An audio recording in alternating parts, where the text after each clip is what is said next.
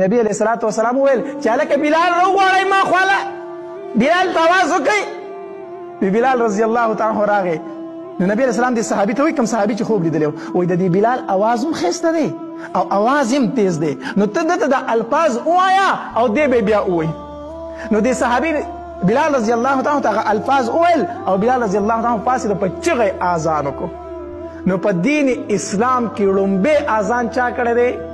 بلال رضی الله عنه. چا کړی دی؟ په مخکې نورو دینونو کې د اذان نه و ښه، دا په دین اسلام کې دی صرف د اذان زمونږ په دین کې دی او لومبی دا بلال رضی الله تعالی عنه کړی دی. نو بلال رضی الله تعالی عنه چې اذان وکړو که نه نو عمر رضی الله تعالی عنه په کور کې واورېد.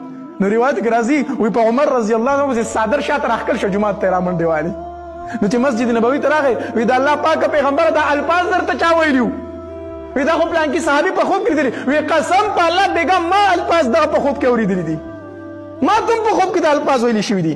بیا حتی تر دې پورې وایي څوارلس صحابه کرامو په دغه شپه دا خوب لیدلی، څوارلس صحابه کرامو او دا اذان یې پکې اورېدلی و. خو ګورې دا خوب پکې بلال رضی الله عنه نه و لیدلی. په دې کې حکمت دا و که ده لیدلی خو خلکو به چې ده خوب لیدلی دی ځکه درته وایي چې ووایه ده خوب نه و لیدلی. خو نبي علیه الصلات والسلام وویل وی بلال راوغواړئ چې هغه د اذان وکړي.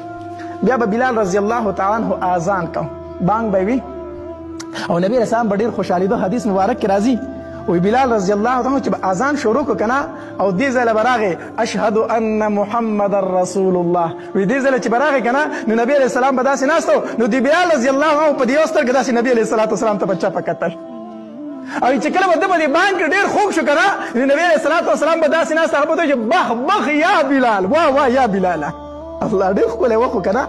نبی علیه السلام به ناست و ده به په دې اذان کې داسې خوږ اواز را پرېښودو. نبی علیه السلام به ورته وایي چې بخ بخ یا بلال لکه موږ وایو چې واه واه یا بلال.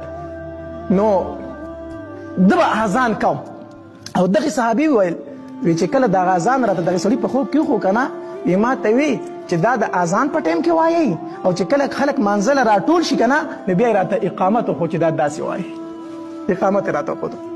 بیا په ټول ژوند کې د نبي علیه الصلات والسلام اذان چا کړی دی؟ بلال رضی الله تعالی عنه. روایتو کې راځي وایي نبي علیه الصلات والسلام به کور و نو بلال رضی الله عنه به اذان وکړو چې د مانځه ټایم به پوره شو که نه الله چې د اذان ټایم به پوره شو وي دا بلال رضی الله عنه به د نبي علیه السلام دروازې له لاړو وی به ورته وي الصلاه یا رسول الله الصلاه یا رسول الله د الله پاکه پیغمبره د مانځه ټایم پوره دی.